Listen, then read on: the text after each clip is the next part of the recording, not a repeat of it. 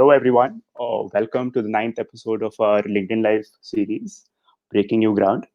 This is a video series which is aimed towards the marketing folks, product folks. We bring them together. We have conversations with them around topics like omni-channel marketing, loyalty, organic growth, and topics like these.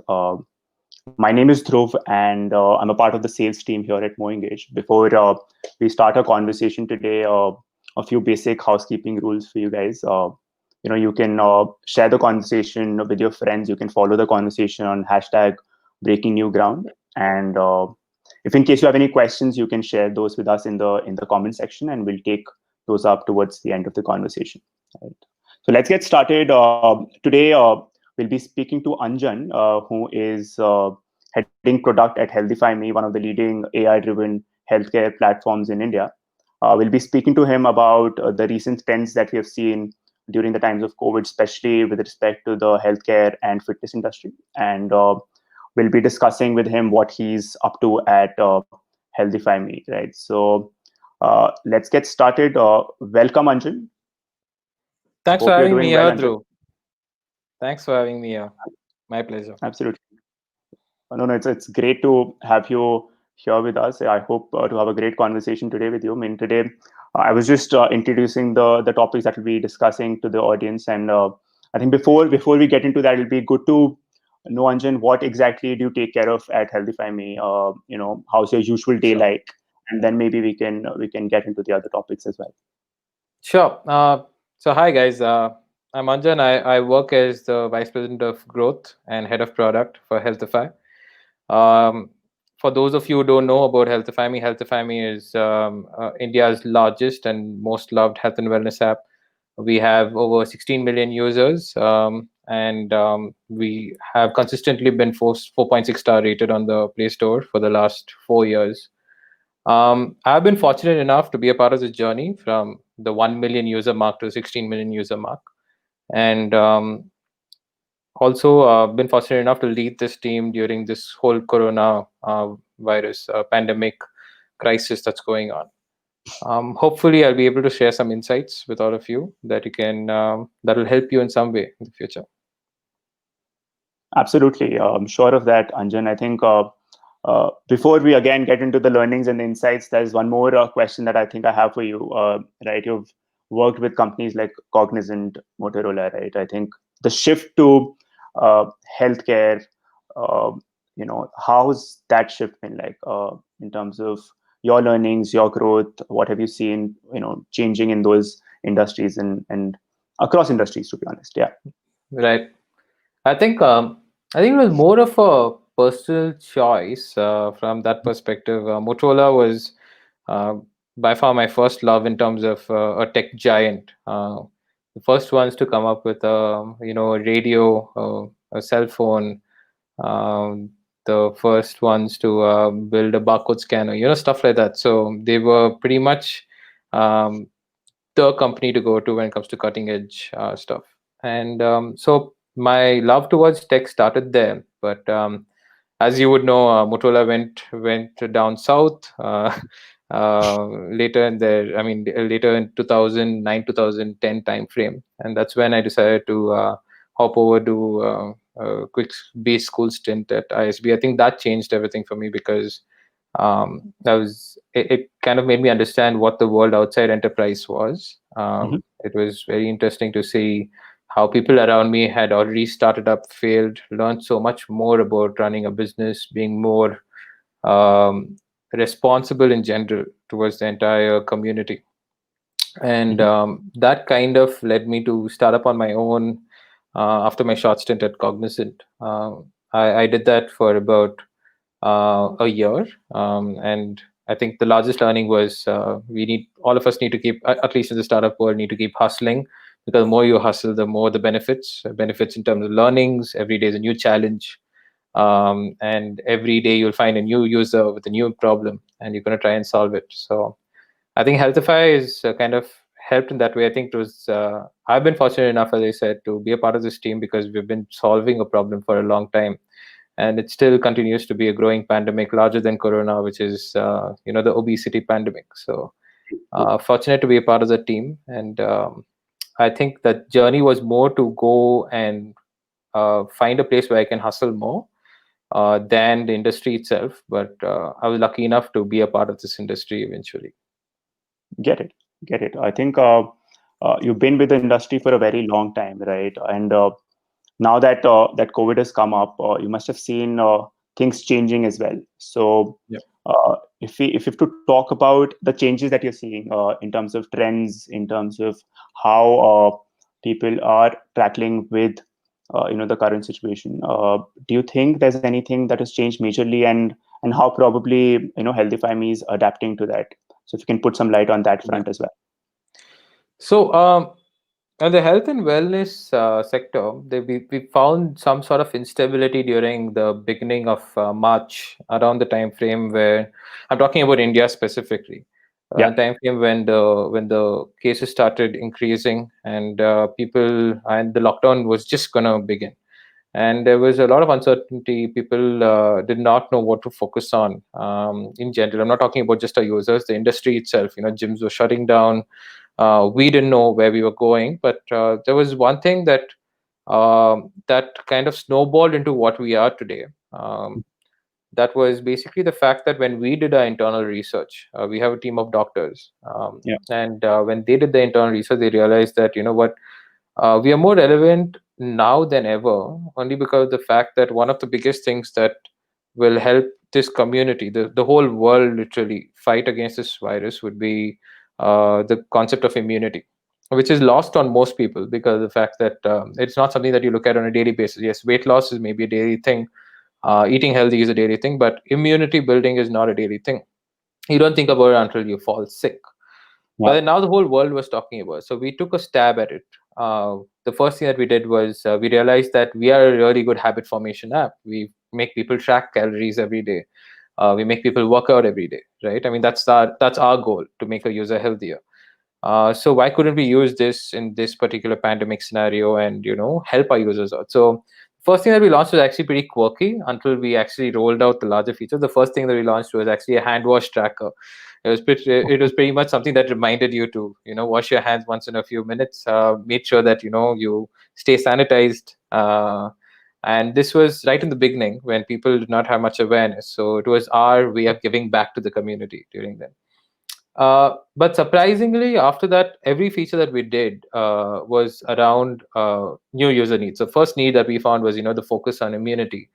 But post that, we realized that a lot of our users landed up having a lot more time, and they also could not eat out, which is kind of rampant in probably about 40% of our users. They couldn't eat outside because we can't trust the food. mhm, So we landed up doing a lot of things that could plug straight into the lifestyle. For example, immunity boosting foods in their diet plans, okay, understanding what are immunity boosting foods, giving them home workout sets. Basically, we have a workout module that's completely proprietary. It's been a premium offering since December last year, doing really well. But then we decided to, as a sign of, as a gesture of goodwill, we decided to open it up to our audience for free around April timeframe. So all mhm, these things kind of contributed. Forget about the business end of things. I think the biggest thing was we were actually helping users. It made us feel the best that we have felt over the last 4 5 years, really mhm, solving a problem that is relevant right now. I think the last big thing that happened was the fact that gyms. The more we dealt with this pandemic, we realized that the gyms are not going to open up anytime soon. yeah, And so that gave us an opportunity to kind of figure out how do we, come up with a solution when most people are moving from offline gyms to online platforms to stay yeah, healthy, keep up their workout routines, etc. I think these were 4 or 5 opportunities that came up as part of this pandemic, but most of them, very proud to say that most of them that we took a stab at, except for the last part, which we'll come to a little later in this conversation, were non-monetizable, strictly okay, just to make sure that our user base is healthier by using Healthify, and also safer by using us. get it. I mean, in fact, it's great to hear from you about the initiatives that the company is taking. I mean, I think that's a That's a very pleasant step. But I mean, the things that you mostly talked about, Anjan, these are, from at least what I understand, these are the new initiatives that the organization has taken. But also to Right. understand how, say, in terms of engagement, in terms of communication, Right. has there been a shift that you've seen with even the existing, or at least for the existing products that you already have? So Yeah. that's Yeah. something that would be interesting to know about, right? Nice question. I think the biggest move that we made internally was define a line of communication, because these were not normal times, and people were more worried than ever. So Yeah. I think the largest line of communication that we all signed off on as leadership was, we have to be empathetic with our users. It doesn't matter if it's a notification. It doesn't matter if it's a sales call. It doesn't matter if it's a service call or nutritionist talking to a client. At every point, we're going to make sure that we're going to check on the user and make sure that they are fine. Mhm. Um, that actually that actually helped us a lot. Which it had a side effect that was unintentional. The effect that we intended to have on our audience was, just make sure that they know that they can count on us. We will do everything that we can possibly do. But the interesting part was, we saw the adoption of our app increase almost exponentially. An app of our size increasing average session time by about 15 to 20%. Remember that, we are not really a content driven app. We are heavily AI driven, heavily functionality driven. And having an average session time increase by about 20%, average sessions per user increase between 15 and 20%, was just maybe a testimony to the fact that we took the right line of communication. So being empathetic, we're still being very empathetic in our communication in general. Mhm. I think the second point was outside the app. How did our marketing folks actually look at, acquisition channels? How did our ads speak to our users? I think it was more contextual. The good part was, the job there for us was to just communicate the value that we can add inside the app, and which we had already really customized and personalized to this situation, Correct. where people could, small things like, you could actually go and check whether, when was the last time you washed your hands. I mean, small things that are thoughtful, may not be extremely highly used. About 30% of our users would use it, but at the Mhm. end of the day, it is a value add that is very relevant and in these times. So that was the marketing channel part of things. But I think the largest kudos actually doesn't go to the organization. It actually goes to the people who are being really resilient around these times, Got it. taking care of their health during this time, and that's kind of helped us also, put in the extra effort into being more empathetic, driving the right solutions, etc. Mhm. Get it. I think that's a very important insight. Honestly, it's. I mean, most of the times, or at least I was expecting the answer to be driven by channels, by the kind of capabilities that can be used, but it was driven not by that. It was driven by an approach, which is Yep. uh, being very, very empathetic or customer driven in terms of what you should be doing for the community. Right. I think that's it. I think very I believe it's a very correct approach to be taken at this time. Kudos on that, honestly, Anjan. And I think going back now to the earlier point that we were discussing, the new initiatives that you've taken. Right, one of the Yep. things that has been introduced is HealthifyStudio. Right, well, there's a lot of talk going around right now around HealthifyStudio, how it's different from the other platforms, because there are, I think, so many of the platforms which are trying to solve this problem of providing healthcare or gym facilities or studio level facilities for users to work from home, right? So uh, anything on that front with respect to the Yeah. challenges you faced, and Yeah. also maybe a bit on the differentiating factors as well, right? Oh, absolutely. Yeah, happy to. So, Healthify Studio as an idea was spawned around April timeframe. That's when, as I mentioned, we realized that there was a huge exodus of people from, gym memberships going straight into online training platforms, Yeah. and we uh, we started really studying the trends in terms of what is happening, right? So not only were the users shifting, but at the same time we realized that almost every premium gym trainer that you find in the market is pretty much either starting off on their own, where they're trying to train on Instagram lives or Facebook lives or whatever it is, Mhm. and at the same time, or they're really struggling at this point in time because there is no constant source of income. So the thought of Healthify Studio actually spawned from that point where we found a need and the supply, and I think both of them could have been connected in a very coherent way. And being one of the, if you look at the comparative landscape in the health and wellness sector, there are very few players who are purely online with the scale that we have. So Yeah, it was just a logical step forward to kind of make sure that what our user segment is, the weight loss segment. We understand that really well. We understand the chronic illness segment, which is basically our users who have diabetes, cholesterol, etc. We can actually help them combat these conditions. These are things that we've been doing for a while now.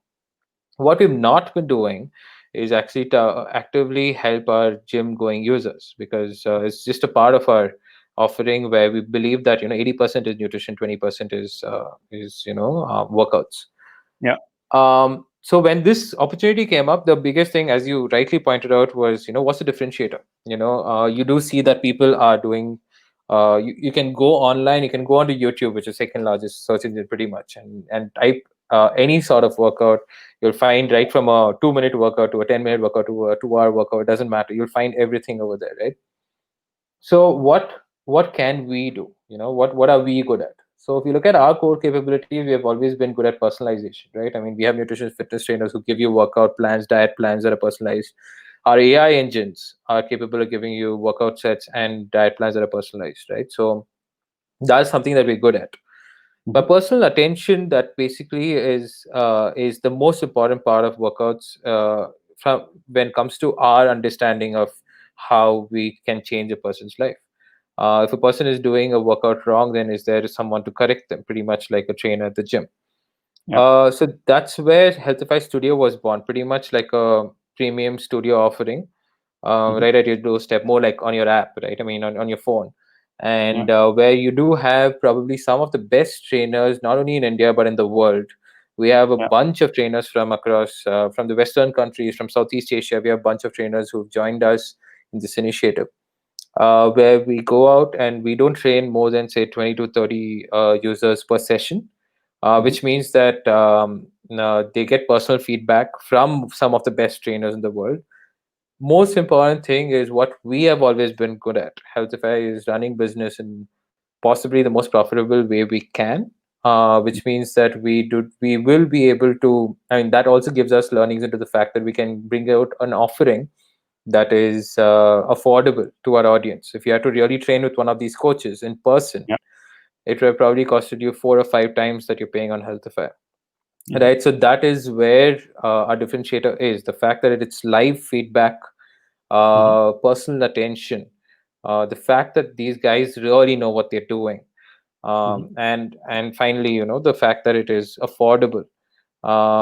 And since it's on your phone, it's something that you cannot really miss. I mean, you can miss getting up and going to the gym in the morning because you're too tired, but then this is something yeah, that's going to keep. We are good at making sure that you come back to the app and use our products. So it's something that's been doing well for the mhm, last 2 months. It's still, I would say, it's in the post beta phase, mhm. and we are expanding massively now. So look forward to seeing where it goes by the end of the year. Absolutely. I mean, good luck with that, honestly, right? Thank you.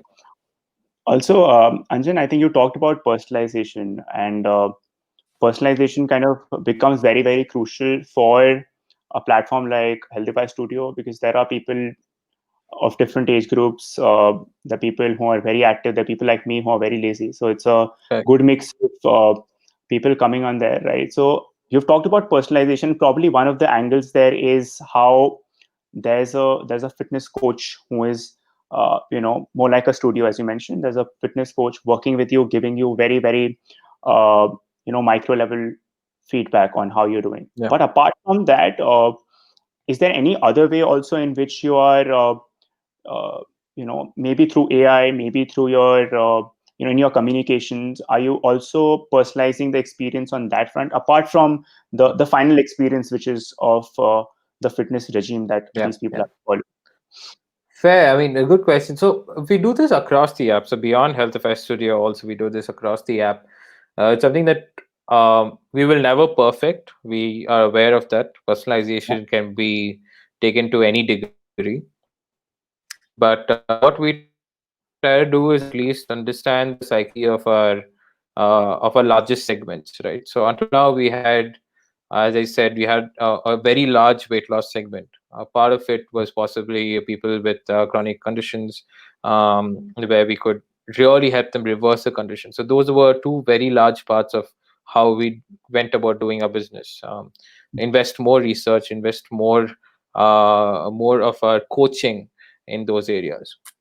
Yeah. Then finally, when the gym goers came in, it's actually a very interesting segment. If you look at it, they probably are very far from a typical person who downloads, say, Healthify to lose weight, and they've never worked out before. The Mhm. gym goers are probably your equivalent of a super user segment for us, right? More or less. So basically, their demands are very different, which means that our workouts have to be tailored to their demands. If you look at Healthify Studio now, we do run a lot of expert level classes, which is something that we've never done in our lives before, and also not been done at the scale that we are doing it. You may be able to see a couple of boutique trainers doing it online on Instagram, on Facebook, etc. But then we are doing it at scale, so that's probably the biggest achievement over there when it comes to that segment. But very interestingly, we found a lot of other smaller segments. I wouldn't say smaller, but then segments that we had never discovered before. For Okay. example, we found that kids were not going to school, and that means that they never went out to their playgrounds, which means that they're not playing, which means that can we do something for them? So we actually started a string of classes that were for only kids, more playful. The trainer really knows what they're doing. They know how to work with children, right? So Mhm. that was very interesting. So we actually tried that. It got sold out in no time. We figured out that there's a market there, and we have Mhm. to. I mean, it's very difficult for a startup of our scale to scale infinitely very immediately. But what we did realize is, there's an opportunity that we can slowly start scaling on. We did realize that there is a different age segment altogether. For example, the younger ones probably fall under the gym goers segment, I would say. Yeah. Users of Healthify Studio, or ex premium clients of ours who really know what to do because Healthify already taught them what to do. Mhm. But you have maybe the 60 plus age group, where it's also, I mean, they're also in the focus right now because of everything that's happening around the world, and we know that we have to take care of their health in particular ways. So our diet plans take care of it, but in terms of workouts, what can they do at home? So catering to their needs specifically, making sure that the workouts kind of bring in more flexibility rather than strength training, for example. Making sure that everything is personalized in a module Mhm. for a segment is something that we are looking at continuously. We've seen a growing demand for yoga, for example. It's just not gym goers; it's also people who go to the yoga studios, for example. So these are all segments that have come in, who have probably used Healthify as purely a calorie tracker app before, because that's nutrition end of things. Now they're actually using it for their core objective in a day. So it's very interesting that we are able to personalize that experience right from a production perspective all the way to what the app is doing. Get it. I think again that's very useful, Anjan. I think before we move ahead, as I mean, your video is stuck, so you Ah, might have to just turn on the Wi-Fi or hotspot again. So I mean, we can probably do that again. yeah, sure. Yeah.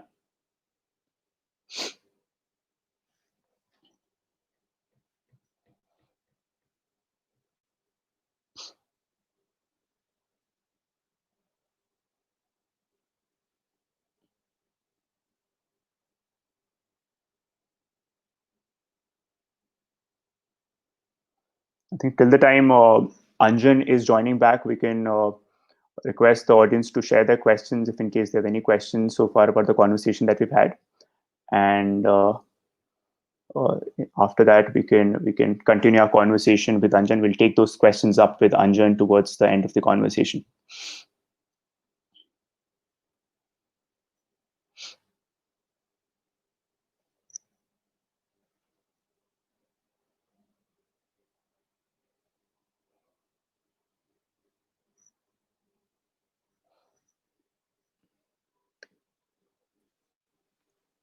Hey, I'm so Hey, sorry Anjan. about.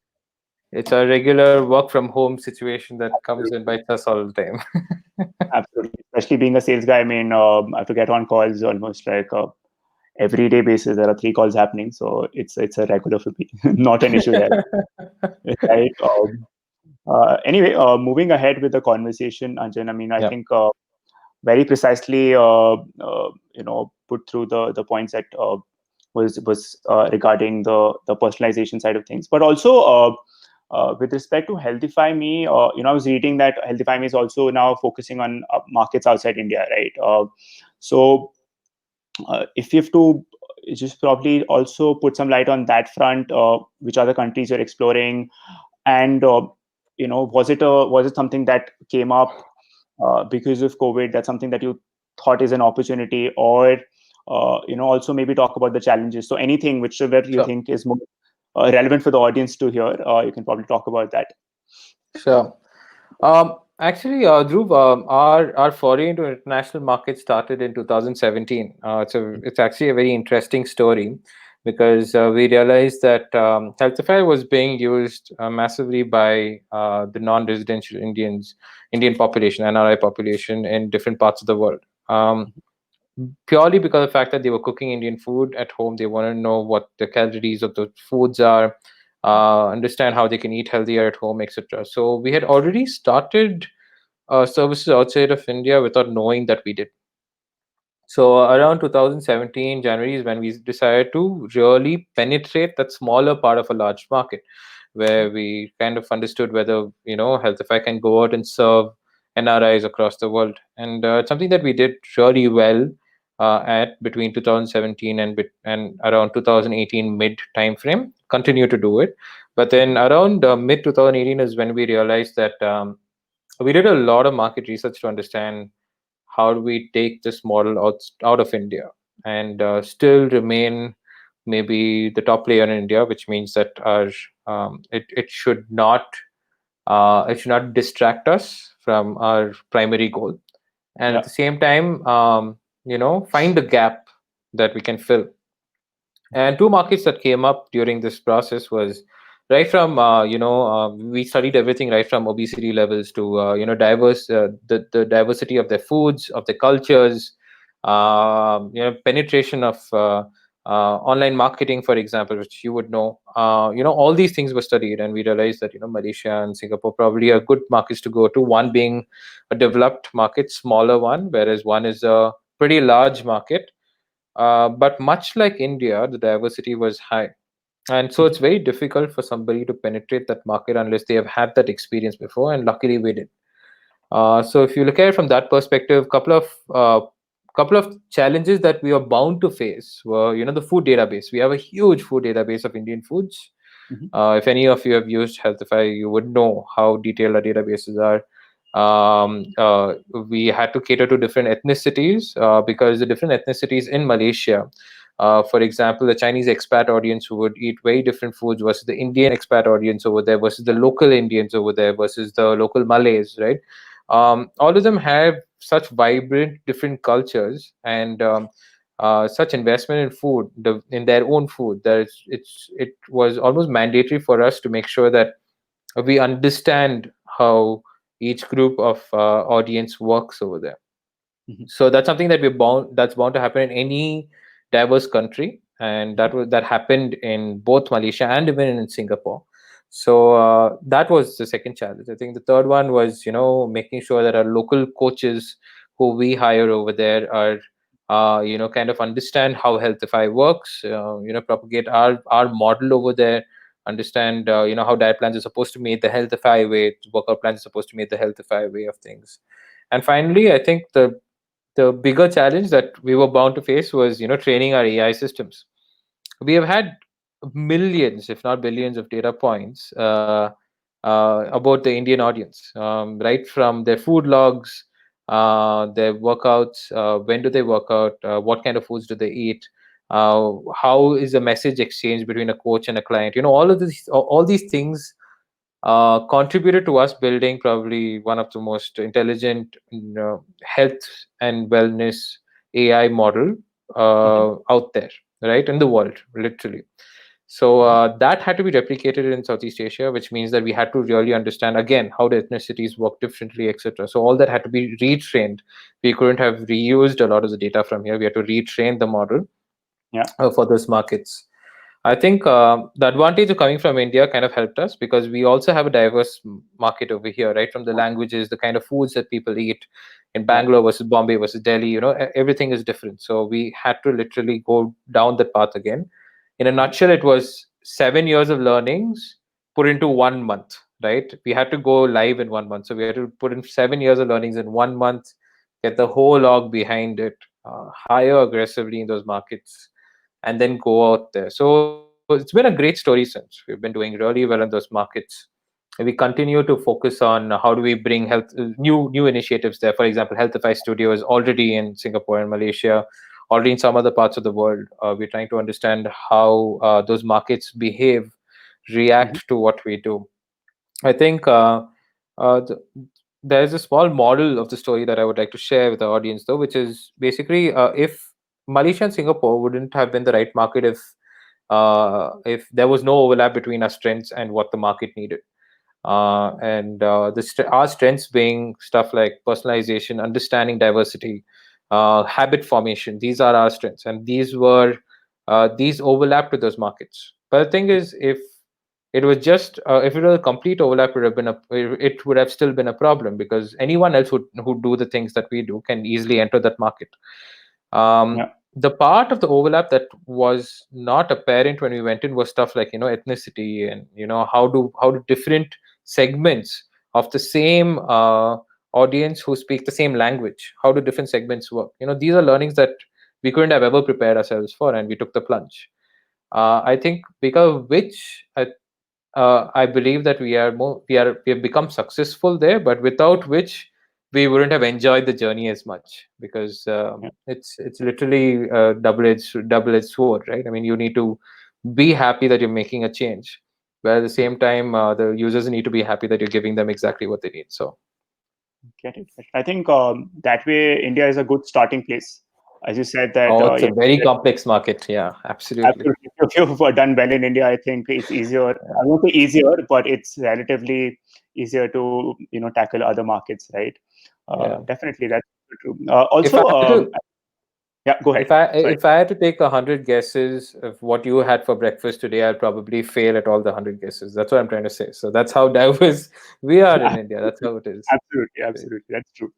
And I think with respect to these geographies, also has there been a similarity in terms of the growth that we've seen during COVID? So, I mean, because lockdown situations have been very different. So, Yeah. has there been similarity, or there have been many differences in how, say, new users have come onto the platforms in these times? Slight differences, Dhruv, actually.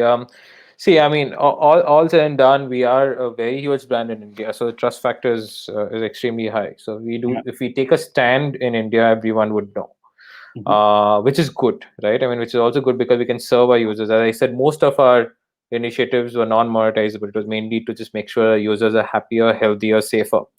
Hmm. The same thing worked in the other markets. I think where we found a small difference was possibly the economy itself, without naming the countries. But then, if their economy was very heavily hit, then we also noticed that their behavioral patterns changed quite a bit Yeah. on our platform.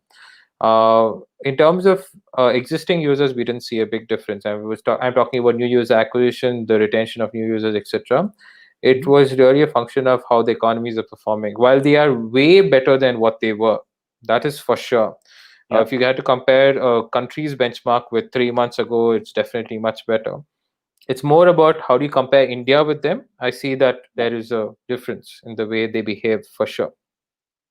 Get it, get it. And I think also one more question that crops up from there, Anjan, is that we've seen growth in the healthcare industry, and especially the tech-driven aspect of healthcare. Right, we've seen users adopting these manifolds as compared to earlier. So, I think a big question or something that audience would want to know is how do we sustain it?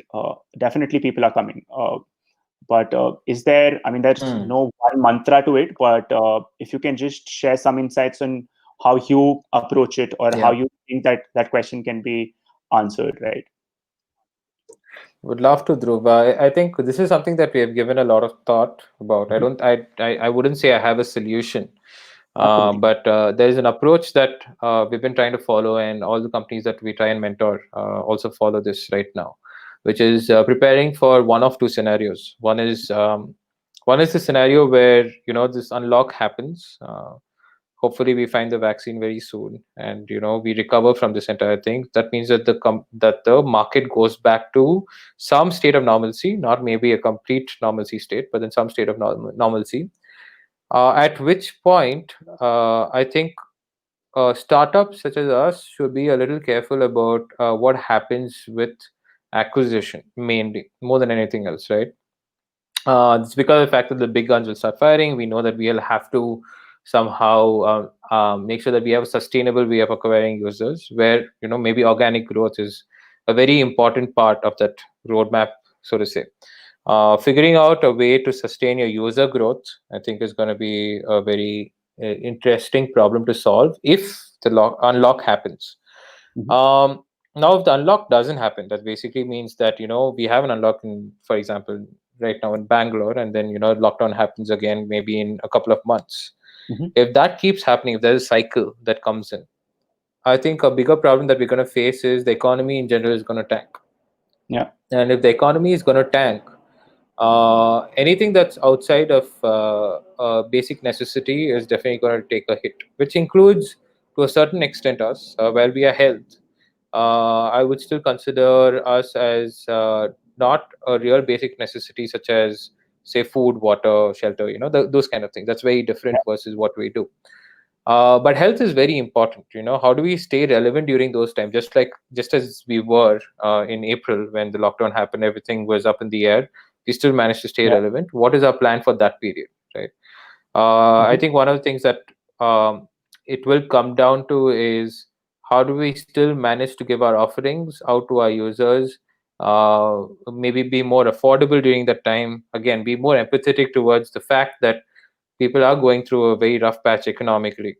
How do you sustain a business at that point in time, which means that you'll need more scale at lower price points, maybe something of that sort. Basically, that's the direction in which we are thinking in terms of a two-pronged approach. One is the lockdown continues to happen, one is unlock happens, and everything comes back to normalcy, which means that we will have to somehow figure out a better ways of marketing, making this business as efficient as it is right now. Mhm. Those are two things that I would urge everyone to think about in general, scenarios that you'll have to plan for going forward. Get it. I think that'll be useful across industries. I feel. I mean, Of it's not course, just of course. for healthcare. Yeah, I think across industries, that's a very interesting insight. I think there are more questions also coming up from our audience. There's one from sure. Shashank asking how much of a differentiator has video played in terms of engaging and retaining users within the app. So, I mean, very Interesting.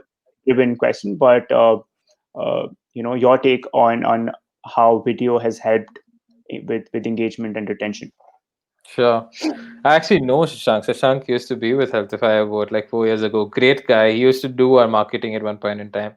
Yeah, so video has actually played a large role, to be very honest. If you actually go into our app and look at content, uh, our content is not video anymore, weirdly enough. Content in the sense, stuff like tips for the day, etc., etc. We used to do a lot of videos back then. We don't do that anymore. Interestingly, the whole workout module space, so there's one part of it which is HealthifyStudio, where you get a trainer, real-time feedback, etc. There's another part of it which is where our AI stitches together a video format for you on the Mhm. fly, so that you can work out with the app at the pace at which you're supposed to be working out, which means that you can actually follow it and it's completely personalized to your preferences. Mhm. Weirdly enough, that alone gave us about the segment that uses that piece of software gave us about a 10 to 15% bump in our session time per day. Mhm. So that kind of was a correlation that we found where video played a very large role, which means that again we've become hopefully a very indispensable part of their journey, in terms of health and wellness. So something that has played a big role, but beyond that, we don't use video that much, to be very honest. Mhm. All right. I hope that answers the question, Shashank. If you have any follow-up questions to that, you can just still comment and we'll take that up as well. There's one from Sagar as well. He's asking, can you share your experience on growth from 1 million to 10 million users? And I think his Mm. question is more specific to acquisition channels, right? Which Yeah, acquisition channels work for you, and more insights on that. right. I think what's important to take out of what I say is going to be the context of where we were and what we were looking for. Healthify, between 2016 to 2017 and post 2018. So except for 2017 to 18 time period, I think we've been a very growth led organization. We've been looking at hyper growth as Mhm. a very important part of our business metrics, right? I mean, as a goal. So that context is important to understand what happened between, say, 1 to 5 million. So 1 to 5 million happened within, I think, about a year's time frame. The Mhm. largest change that happened during that period, I would say, is optimizing regular. So it's easier to grow, right? 1 to 5 million is the easier part versus, say, right now we are at 16 million. It's very difficult to grow beyond a point. So during that period, I think our messaging changed quite a bit. The way we go out and put ourselves out there changed quite a bit. One of the bigger pieces that our marketing team did during that period was focus more on the post value of using Healthify versus the current value. So current value of using Healthify, I would say, is you can track your calories, you can get your diet, workout plans, etc. But the post value is basically how amazing you look, how you combated maybe your medical conditions, etc. So more of a testimonial based approach, but tastefully done, is what we move towards. I think that spurred a lot of growth during that period, and along with that, I think the importance of calorie tracking, because it while we started while Tushar and Sachin, our co-founders, started the organization in 2012. I think the Mhm. real growth curve started around the 2015-16 timeframe, when people started understanding the importance of calorie tracking and how we were the only authority, right? Mhm. So while the market started moving in the direction, it was very easy for us to strike the right chord with the Mhm. audience when it came to calorie tracking. So those two spurred the first, I would say, 5 million. Post that, I think around the 2018 time frame is when it got really interesting, because we moved, I would say, completely from the whole calorie tracking piece to you know really building credibility in the market. We realized that we had hundreds of thousands of testimonials coming in, right from our premium users to our free users, people finding value. Yeah. So it was easy for us to not speak for ourselves, but then let our users speak for us. Mhm. So that spurred the rest of the growth. Again, the traditional marketing channels is what we use. I would say we still haven't perfected organic growth, to be very honest with the audience over here.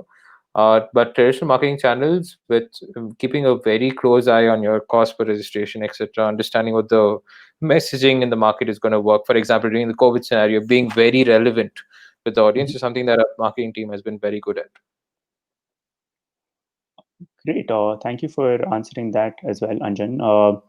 I mean, I think there are no more questions from the audience. So, Anjan, before we close the conversation, I would also request you to just probably, if in case we have missed anything, right? If you think that there's anything that you would want to share with the audience, any final key takeaways, any thoughts, if you can just probably have a few words, or maybe just to summarize the discussion, 2 lines, 3 lines, 4 lines on the key things that audience should take away from this conversation. Sure, I think a large part of your audience may be entrepreneurs too. So for them, I would say during this period, while while certain things are easier to do. For example, I think most people unanimously agree that the last 2 months, maybe at least, maybe the April-May time frame was a little easier to market if you were a relevant app, especially say in the fintech space or in the health space, education space. These spaces really picked up during that period. So make hay while the sun shines maybe makes a lot of sense made a lot of sense during that period. I think going forward, one of the things that all of us need to watch out for is the new normalcy in terms of user behavior is going to be far from that April-May timeframe and from the Jan to March timeframe before that. It's not. We don't know whether it's going to be in between those two, or it's going to be very far from one end closer to another. So one of the things that I think we learned that can be applied by most entrepreneurs to just understand how their business are doing is almost going through just sifting through all the data without a goal. We didn't have a goal when we actually did this project, where almost every business stakeholder in the organization went through every data point that they look at, which is gazillions of data points. It's impossible to even measure those number of data points because just our scale, right? And it was very interesting that some things came out where people had started behaving in ways that were not intuitive. I'll give you a simple example. We found that in March or in the Feb timeframe, what we would expect was true, which is when do people work out? People work out either early in the morning or in the evenings, right? So during that period, you will obviously see more workout logs on our app. Makes a lot of sense, etc. Now, during the COVID scenario, our assumption until we did this whole experiment of understanding our data and also preparing for the future, we realized that until we looked at the data, we thought that it is going to be even throughout the day because people are at home, they're working from home. I'm guessing people are going to make time when they have time, and to work out, etc. Very interestingly, when we looked at this data, that pattern showed a massive skew towards the evenings, massive skew, like almost a 40% skew from morning to evening, right? We were trying to make sense of the data because now we have the data. Now we have to really step in the user shoes to understand what was happening, right? And when we stepped into the user shoes, I think one of the things that came out was during this period, I think morning to the evening, given the persona of our users, I think a lot of time also went into home stuff which they never did, cooking, etc., etc. And then finally they found that time in the evening, and evenings have predominantly been a better time to work out for them. Also because of the fact that waking up in the mornings are possibly going to be more difficult, considering the fact that a lot of us are using OTT services at night. There are people on Yeah. Netflix or people on Hotstar, etc. Right? One of the while we had to build out personas to understand what these are, but this is one of the hypotheses that we came up with. But interestingly, it's not a one-off insight, because the fact that in July, once the unlock started happening, we started seeing a skew which is very different from the two, right? I Okay. mean, we started seeing that it was more towards actually the lockdown period than the period before the lockdown period, which means that people were continuing to work the way they were Mhm. working during the lockdown, but there was a slight skew towards the early evening time frame, which is maybe a new format. I mean, a new routine that people are following.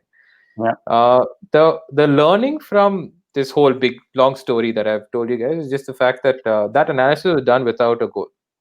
And I don't know whether all of us have the liberty to do it, but in these trying times, I think it's worth doing it to Mhm. understand what is happening with our users, Mhm. and then figuring out what your next step is going to be, because some of them were red flags for us, some of them were very good green flags for us. But I think it's important to look at business that way. Get it? I mean, I think that's absolutely correct.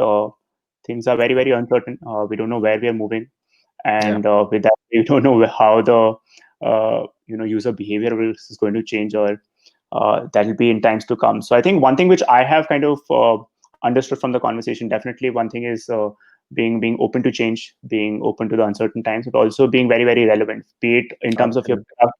I mean, I think it's a very basic statement to make. I mean, it's not a very great insight, honestly, but I think that's been a constant with Yeah. respect to your communication. How you've engaged with your users during COVID times. the products that you've been launching, and in fact, I think in terms of the channels as well. So, or I mean, when you shifted to talking about the countries and how the challenges that you face there also I felt that one thing which you had to keep in mind is how do you stay relevant and how do you ensure that you add value on that front. So I think that's something which I think also will be a key takeaway here. I think I'm done with the question that I had, Anjan. I thank you so much for sharing all the insights from what you've been doing over the span of last 5 years, especially that, right? And I really enjoyed the conversation. Hope the audience also enjoyed the conversation. They had good takeaways from the conversation. I mean, if you found the session useful, do share this with your network, with your friends, and we'll be back next time.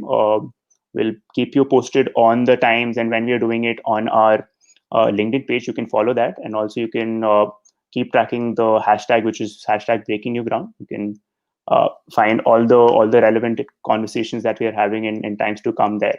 So thank you so much, Anjan, and thank you all the people Thanks, who Dhruv. watched. It was pleasure to have you and everybody who joined. Have a safe day. Stay safe, guys. Bye bye. See you guys.